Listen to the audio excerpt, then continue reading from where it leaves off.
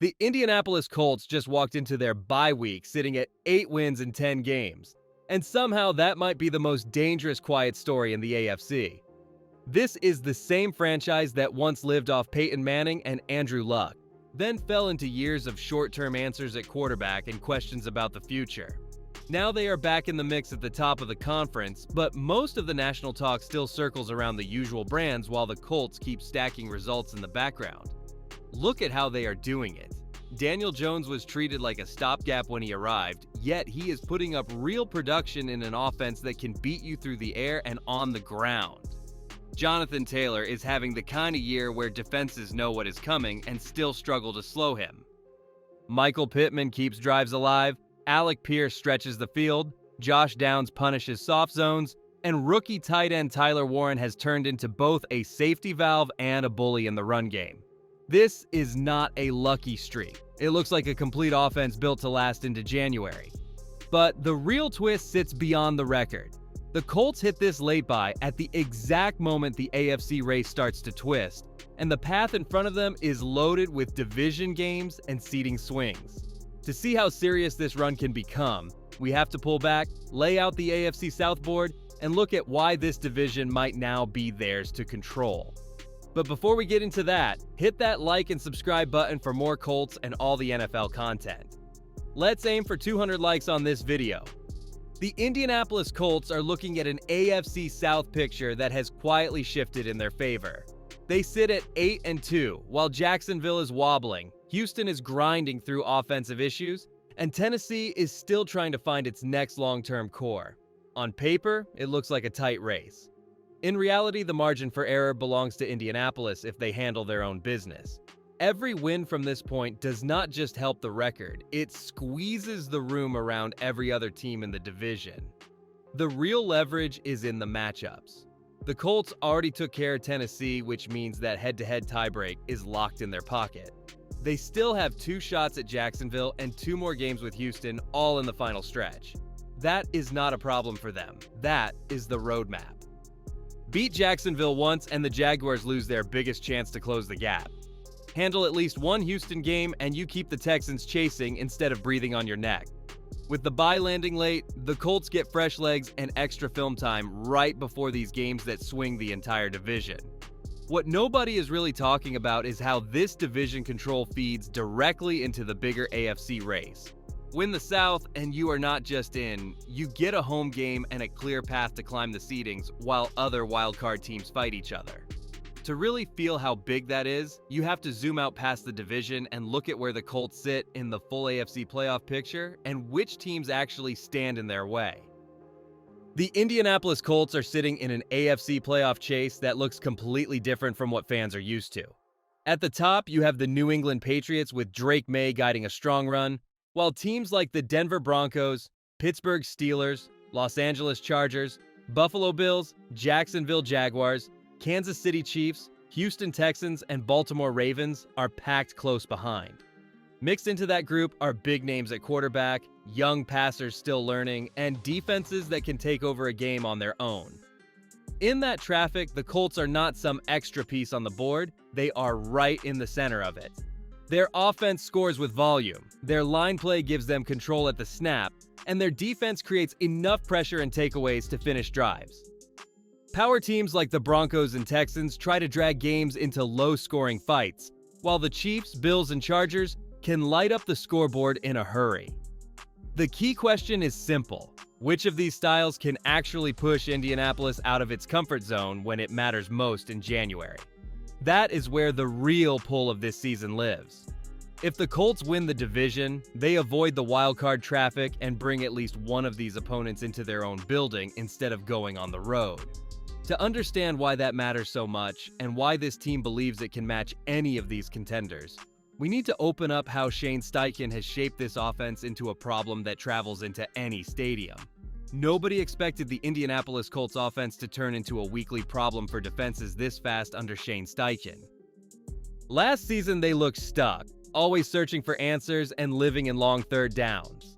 This season, the same logo walks on the field, but the play caller is using every inch of the field and turning simple looks into big gains.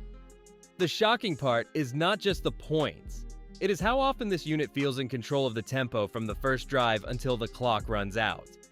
Steichen has quietly built a system that fits his players instead of forcing them into a rigid plan. He leans on the run early to make defenses commit bodies inside, then lets Daniel Jones attack with quick timing throws and deep shots when coverages cheat. Motions, stacked alignments, and tight splits create free releases for wide receivers and easy reads for the quarterback. In the red zone, he layers Jonathan Taylor runs with play action and tight end leaks, so a defense never knows if it should sell out inside or protect the backline. The result is an attack that can win with long drives or sudden strikes, whatever the game demands. What really makes this scary for the rest of the conference is how much room is still left for growth, especially for the quarterback. The structure is in place, the weapons are in place, and the line knows its identity. Now the spotlight shifts straight onto Daniel Jones, his surge in production, his recent turnover stretch, and the massive contract decision that could shape the next 4 years for this franchise. Daniel Jones walked into this year with most people thinking he was just a bridge guy, and now he is sitting on a season that has completely changed that talk. He is near the top of the league in yards. He has already stacked a strong total of touchdowns through the air and on the ground, and he has done it in an offense that asks him to make real NFL throws, not just babysit the ball. He has run the huddle, handled checks at the line, and shown that when the protection is clean, he can slice up coverages from the pocket. This is not the same player people remember from his last stop. At the same time, the last couple of games have put a spotlight on his biggest weakness. The sacks and fumbles have piled up, and while some of that comes from blitz looks and missed blocks, the ball has still hit the turf too often. The scary part for defenses is that the Colts have still been able to score through those mistakes, which shows how explosive the system is when things click. The flip side for the front office is simple. If this is what the offense looks like with turnovers still in the picture, what happens when he cleans them up? That question is sitting right next to the contract talks. Now, the team has to make a call that will echo for years. Do you lock in Daniel Jones on a long deal that puts him in that top quarterback money tier and trust that this version is the real one? Or do you hesitate and risk watching a late bloomer walk while your window with this roster is wide open? That decision is tied directly to the people around him, because the more you watch Jonathan Taylor and this group of skill players, the more it feels like the perfect support system for a quarterback in his prime. The Indianapolis Colts have a style of football that gets even more dangerous when the temperature drops and the games slow down. Jonathan Taylor can take a handoff when everyone in the stadium knows what is coming and still rip the air out of a defense. He has stacked games with 3 scores, broken runs over 80 yards, and turned simple calls into back-breaking moments. In cold wind, on grass, with loud crowds, that kind of back is a problem that does not care about venue. What really pushes this group over the top is how each target gives a different kind of stress. Michael Pittman wins tough catches and keeps the chains moving on 3rd down. Alec Pierce forces safeties to back up because one deep ball can swing a drive. Josh Downs slices through zones inside, while Tyler Warren punishes linebackers who hesitate, both as a receiver and as a lead blocker for Taylor. When defenses load the box to stop the run, they leave someone from this group in a one-on-one they do not actually want. That mix is exactly what holds up in playoff football.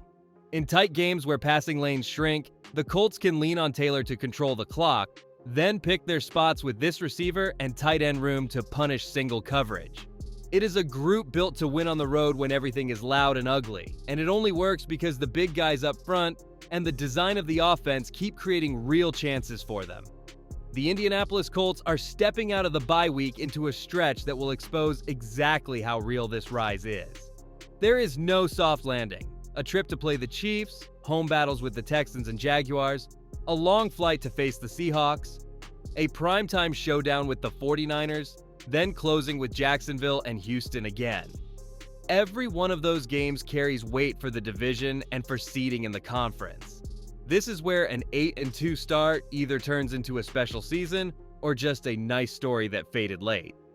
The math is simple, but the path is not. Go 4-3 and you likely lock up the AFC South and host at least one playoff game. Go 5-2, and suddenly the talk shifts to chasing the top seed with a real shot at keeping every game in your own building until the conference title round. The Chiefs and Seahawks bring elite coaching and proven quarterbacks. The Texans and Jaguars bring young talent and the urgency of division rivals who know these matchups can flip their whole year. There is no room for lazy weeks, and every mistake in game management or ball security will feel bigger than it did in September. So now it comes down to whether this version of the Colts can keep their edge when every opponent is treating them like a measuring stick. Can Daniel Jones settle the turnover questions? Can Jonathan Taylor keep carrying games? And can this defense close tight fourth quarters against playoff-level quarterbacks? If they walk out of this stretch with control of the division and momentum, the conversation around Indianapolis will change from surprise contender to a team nobody wants to see when January football starts.